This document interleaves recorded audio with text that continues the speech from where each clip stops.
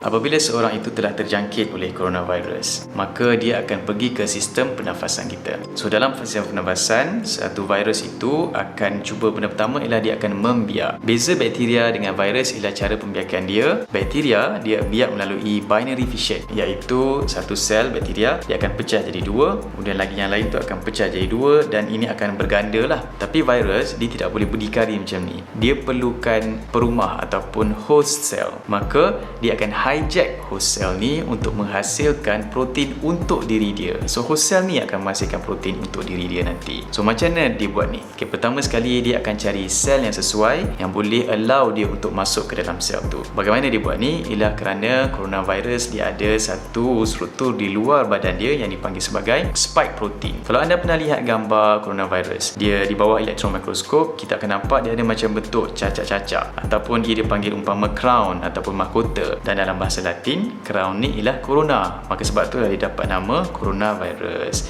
Okay, corona ni ataupun crown ni, fungsi dia bukan macam mahkota lah untuk nampak cantik, tapi fungsi dia sebagai kunci kepada mangga. Okay, mangganya pula apa?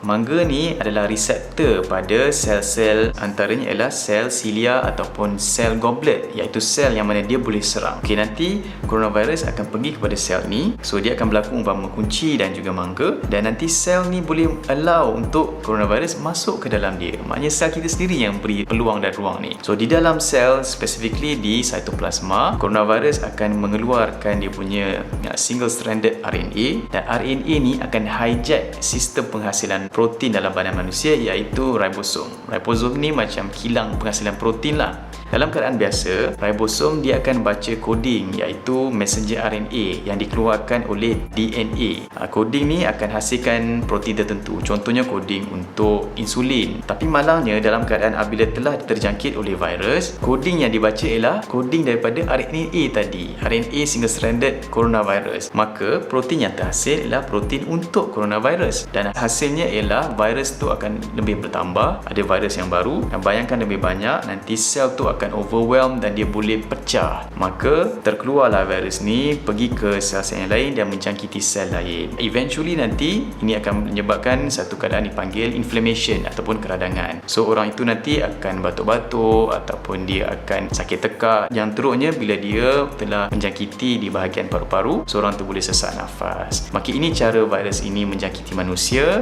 Dia macam clever, very smart, tapi we are way better smarter than them, sebab kita jarakkan diri kita basuh tangan dengan kerap, dan insya-Allah mudah-mudahan dengan usaha ini kita terhindar daripada wabak COVID-19.